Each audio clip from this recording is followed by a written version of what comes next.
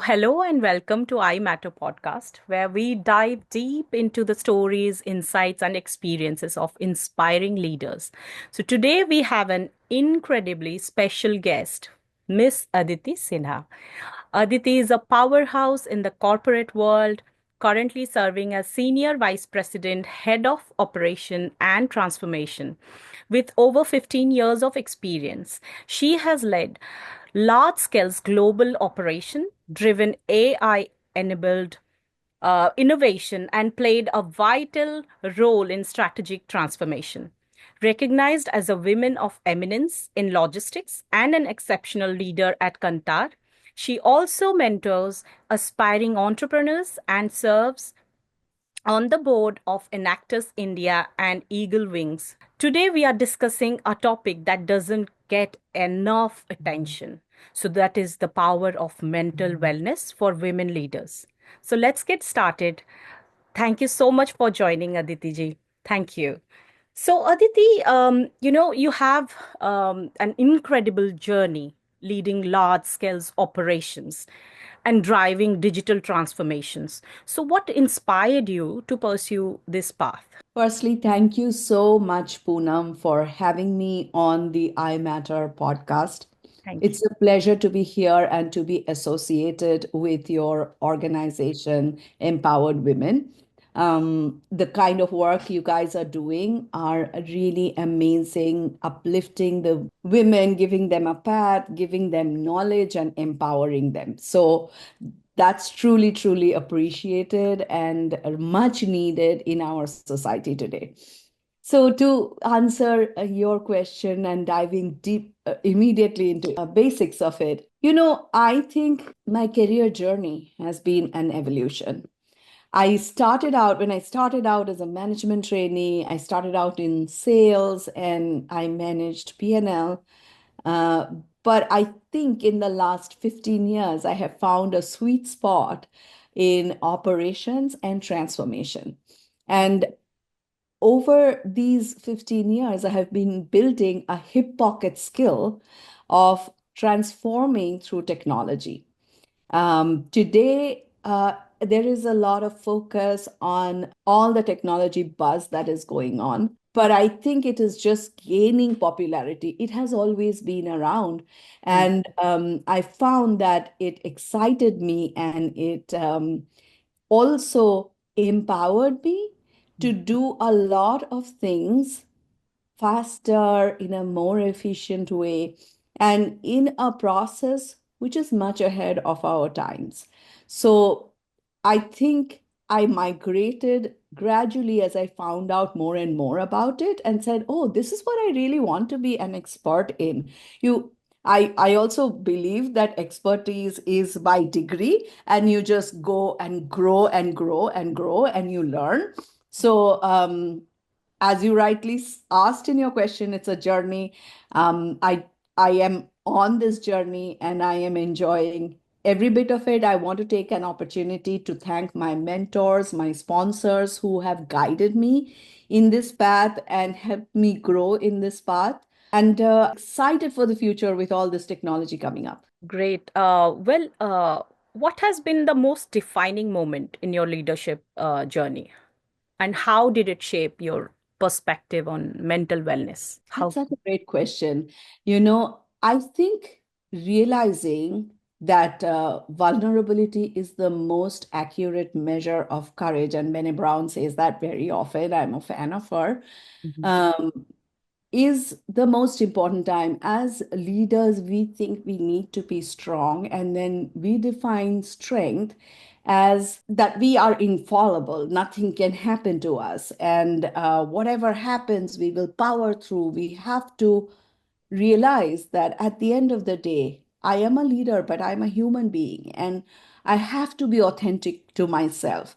And I cannot be authentic to myself till I am vulnerable. If I do not connect to you at your level, then I am not forming a human connection, a human relationship.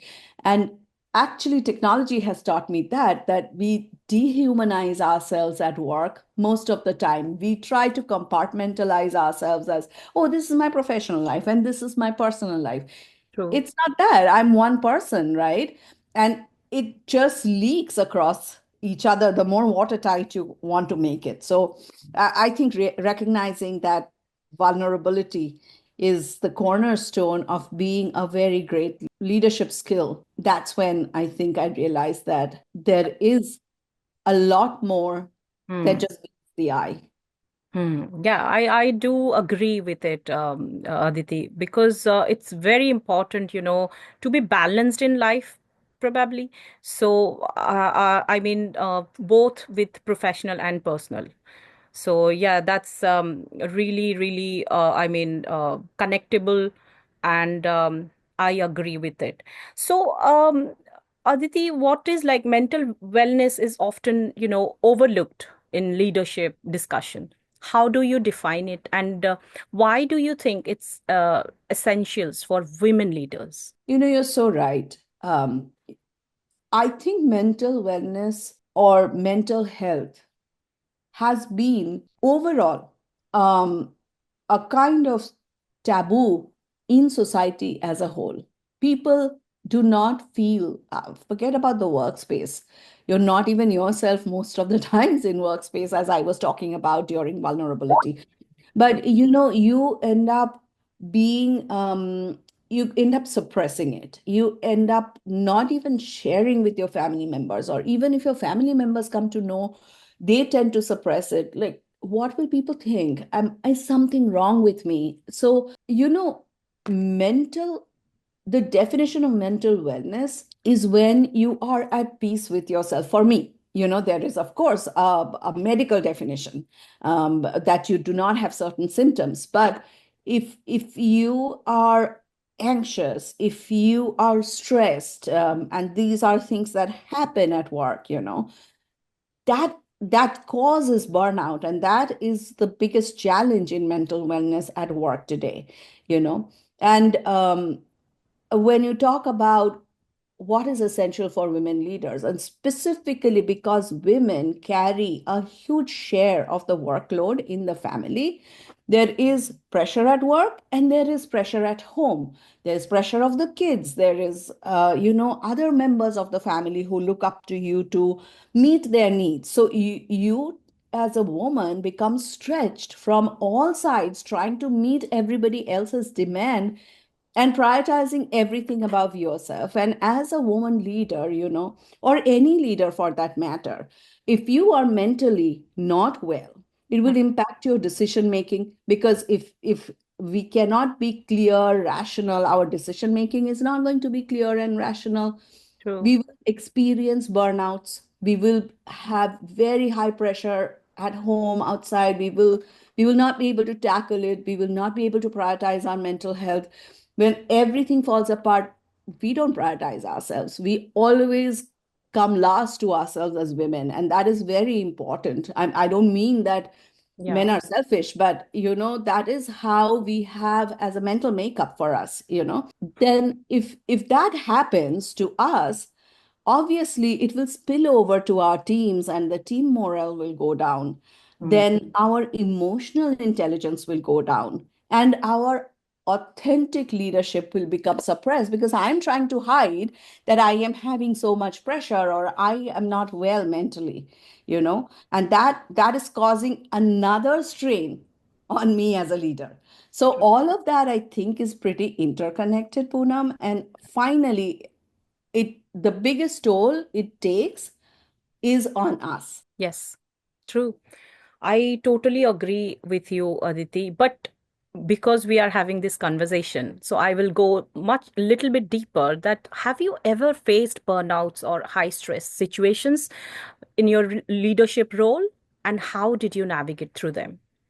Like, what are your, strategies do you personally use to manage stress and maintain a healthy work-life balance? Absolutely, Poonam. And I have been doing roles that are global, that has a lot of travel in it. Yeah. It has different time zones in it. So it was like I'm all working around the clock. And Mm. that in itself, when you are not able to sign out in itself is a big marker of stress or burnout. And sometimes we don't recognize that it is happening to us. We just get into it and we just kind of think that being busy is the way big leadership roles are. But it necessarily does not need to be like that. And for me, all those pressures did take a toll. It did take a toll on my health. It did help me take a pause and say, what am I doing here? Like, why am I always online, all around the time, all around the clock? Um, why don't I have time for friends or family? Or why don't I have time to pursue my own personal interests or things that I like? So I started realizing that. And one of the things that really helped me get back on track was my exercise, and you will hear me saying this often, is about prioritization. Yes. What really matters at that, not just that point of time, but that stretch of time, what Yes. is important? Is my health important? Is my mental health important? Am I paying enough attention to my family? Am I investing time in my learning? Am I investing time in relaxations? And, setting that boundary has been critical, saying that, okay, these are boundaries with which I am going to operate in, and this is how I am going to change how I operate, because putting self care ahead of everything else is not selfish. It is a vitally important part of our well-being, our mental well-being, our physical well-being. And one of the critical elements of navigating through them has been open communication about my situation with my leaders, with people who are close to me, with even my team, in terms of setting boundaries, with my accessibility and my availability, And then I had to learn to stop playing the victim and Mm. take control and take charge, saying that, oh, this is the life of a leader. This is the life of a leader, but this is not the quality of life of a leader. So I had to choose quality over quantity. Yes, true, true. I like the statement which you gave. Don't feel as a victim. Yeah, you cannot play as a victim. That's true. Very true and very interesting. Now, getting into our next segment, which is breaking the stigma and workplace culture. So, do you think workplace are doing enough to support mental wellness? What changes would you like to see? Poonam, again, I will say that it is related to the society we live in. It Mm, is a reflection. Workplaces also, we bring our society culture into our workplace. So, true. but I do believe, and Mm, I see the signs of it, that people are becoming more and more and more aware of mental health, true. possibly because of social media, possibly because some of the well-known celebrities have spoken openly about it. People who we admire are speaking openly about it. So, firstly, we are moving from a place where we never used to speak about it because what will people think? People will think I'm mad, Mm, to, mental wellness is real and it doesn't mean that I'm mad. There are different forms of mental illness, and there is depression, there's schizophrenia, there is ADHD, there are different forms of yeah. mental illness. But more than illness, we are talking actively about wellness. So that's a big first step that is happening in our society as a whole, where we are talking about, it's still a taboo, but we are now able to talk more about it. We are talking in social media. So Mm, building that awareness is the first step. And because of that, I think many organizations, including my own, and the ones that I have worked in earlier, have taken a few steps to, I, recognize that building mm, mental wellness in employees is one of the ways to have a very productive workforce. So, uh, one of the best things that has happened is the flexible working hours, working remote. I know COVID gave it to us, but people soon realized that it is one of the ways to support mental wellness. And then, the mental health coverage by insurance or company insurances that provide, having that coverage, that means the money to go to a doctor or access to go to a mental health therapist or a physician or a psychologist, whatever you need at that point, having those resources, having the money to go to those resources, having that support. So those have been in many ways made available by many organizations. So are we doing all we can? Possibly not, but we have come a long way from not talking about it to providing a space, to acknowledging it, to providing resources to handle it. Mm. So I think we are progressing well in that direction Yeah. overall. Yeah, yeah. Many people are, nowadays acknowledging, and they're not very shy or feel embarrassed talking about mental wellness nowadays. So, Aditi, many women leaders struggle with self-doubt and, imposter syndrome. So, what advice would you give to someone who is facing these kind of challenges? Sure. I want to be clear upfront in the sense that imposter syndrome is not a formal mental health diagnosis. Mm. Okay. It is rather a cognitive distortion pattern, Hmm. right? Some people who have imposter syndrome, as we might call it, might attribute their achievements to luck or downplay their skills, or they fear being judged by others, and Hmm. they constantly feel the need to prove themselves. And this can lead to a lot of anxiety, Hmm. self-sabotage, difficulty in accepting compliments, Right. or reluctance to take on new challenges. But, initially, it was thought it is predominantly affecting women. Hmm. But data has shown us that all genders, all backgrounds can experience different degrees of imposter syndrome and self-doubt. Hmm. So the thing is, everybody suffers from it to some degree or the other. And also, culture plays a big role in how your psyche has been shaped when you grew up. Hmm. If you grew up in India as a woman, you know that you could speak in certain environments, you couldn't speak up in certain environments. You would have been prioritized or deprioritized over your brother would have been prioritized over you. So you would have seen some of that Hmm. subtle signs.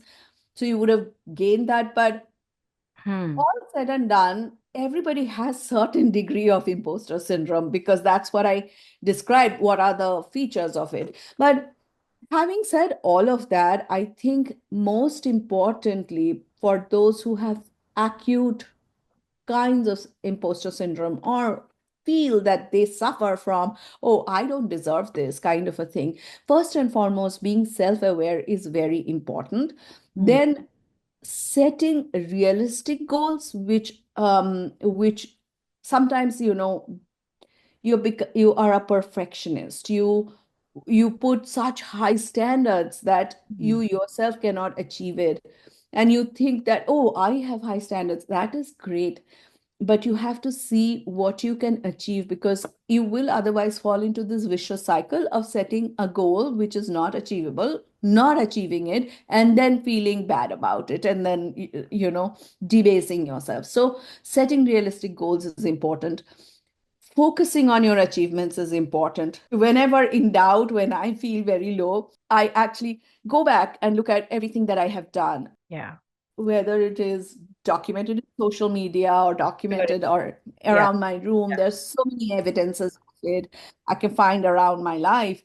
And then I would still say seek support. And this support may not be that go to a mental health practitioner, but go to your coach, go to your mentor, go to someone who you trust who can help you build confidence. And coaches and mentors help build confidence overall, and that's what possibly help you tide over moments of self-doubt or moments of imposter syndromes. Very informative. Yes, that's right. So let's get into our very interesting segment, which is technology, AI, and mental wellness. As you have led, AI-driven transformations and digital innovations, do you think like technology can play a role in reducing workplace stress and improving mental well-being? So, Poonam, now there is a lot of discussion about the future of work. Hmm. That is a different topic in itself, and I don't want to go into it. It can take hours. There's lots of research that is going on. Yeah. But just let us look at what is available right now to us. Hmm. Okay, what is going to be happening in future Hmm. through AI could be a lot. Our lives could change, so and could change in a better way if we use the technology to everyone's benefit. Because if when we democratize AI, to a certain extent, it is democratized. But when we democratize the outcomes of AI, it could create a society of abundance, and you may never have to go to work if it is not in the hands of powerful people. If it is hands in the of the general mass population, you could actually create a society of abundance. But that is the future. Currently, what is available to us, we have to operate within that. And Yeah. currently, flexible working hours are available to us, right? Yeah. And technology allows us, with all the technology that we have. I'm running a home office totally without even lifting a finger. This is my 20 by 20 square feet of area, and I can talk to anyone in the world at any point of time, right? That's one. Yeah. Second, there's so many virtual mental health resources that I have. If I want to talk to someone, I'm able to access that resource, access the mental health app, and so many of them have come up in India as well. So you can actually not have to get up from your chair and go to somebody's office, wait at a doctor's office. You can access mental health practitioners through applications and resources. The wearables have such a great way to tell us how we are doing. That technology has given us so many wearables. It tells us, particularly related to our body health, exercise is a very key factor in mental wellness, and we cannot ignore the importance of exercise in mental wellness, on any kind of mental wellness, and your wearables help you keep track of that. Hmm. And also, we have a proliferation of these mindfulness apps, which you could use to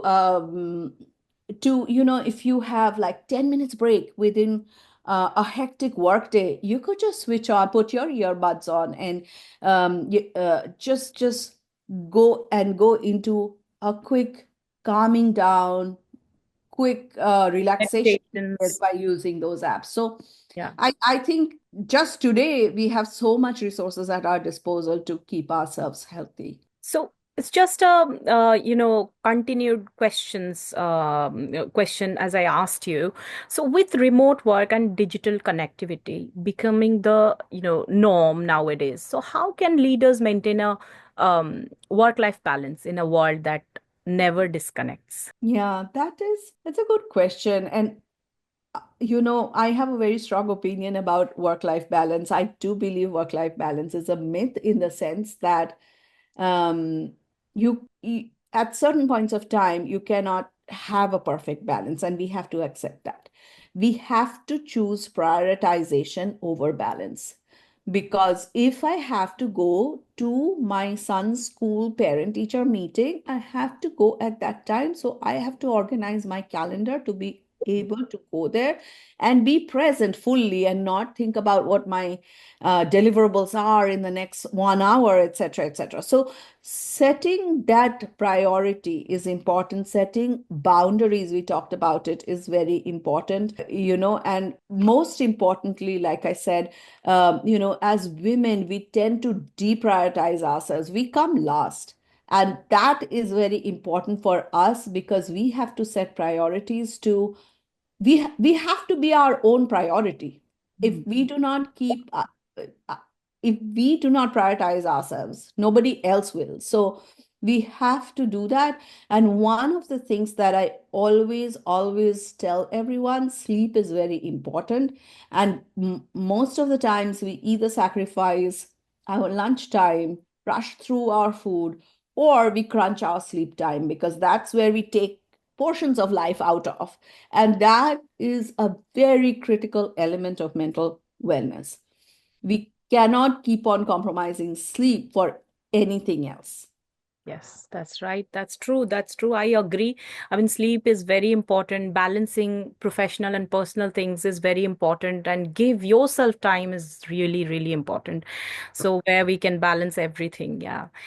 So, in this segment, this is going to be very interesting, Aditi.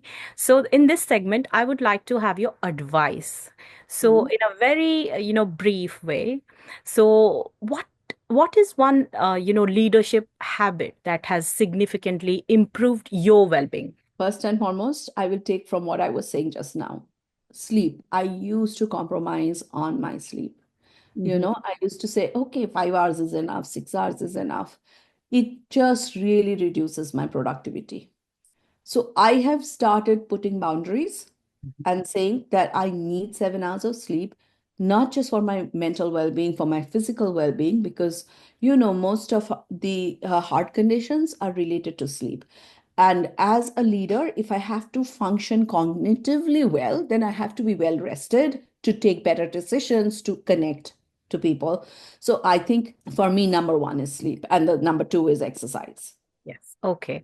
Um, what does, in double quotes, I matter mean to you? And when it comes to personal growth and leadership? So, firstly, thanks for coining that term. It is really, really loaded. Um, and that is very important for women. Most of the time, we put ourselves last, as I was telling you. We look after our children, our family members, our parents, our husbands, our partners, and we say, okay, everything we'll do it in our own time. But if you are not healthy, if Mm, you are not mentally healthy, if you are not physically healthy, how can you take care of others? true. If you don't love yourself, Mhm. how will you accept love from others? How will you let others love you? So you matter the most to yourself, and you have to believe that you matter. So for me, I matter is something that I have to keep convincing to myself that I matter because I have been brought up in a way to put everybody else first. But I think it's a pivotal word in self care. Right. Very interesting. Um, so as we are moving towards the, last segment, so this is going to be a rapid fire round. Okay. So as we are wrapping up with, quick rapid fire round, just give me the first answer that comes to your mind. So one book or resource that changed your perspective on the leadership. One book, which is Daring Greatly by Benny Brown. And morning or evening, when do you feel most productive? Morning. One self care activity you swear by. Exercise and sleep. Two, actually. Okay. If you could go back and give advice to your younger self, what would it be? I'm going to say everything's going to be all right. It works out in the end. You Great. will find a place. Yes. So yes, I would say that. Like, relax, everything is going to be all right. Yeah. So, Aditi, this has been such an insightful and empowering conversation. Thank you for sharing your wisdom, experiences, and strategies with us. I'm sure our listeners have taken away valuable lessons on leadership, mental wellness, and personal growth. To our listeners, if you found today conversation is helpful, don't forget to subscribe, share, and follow us for more inspiring discussions. Until next time, remember your wellness and well being matters just as much as your success. So stay strong and keep leading with purpose. Don't forget to watch I Matter podcast. So stay tuned. Thank you so much, Aditi ji. Thank you so much. And Thank it you, was Sinha. really, really nice podcast. And I had a very nice conversation, and I'm taking a lot of, insights and experience from you. So it's very productive podcast. Thank you so much. Thank you so much. Bye. Bye.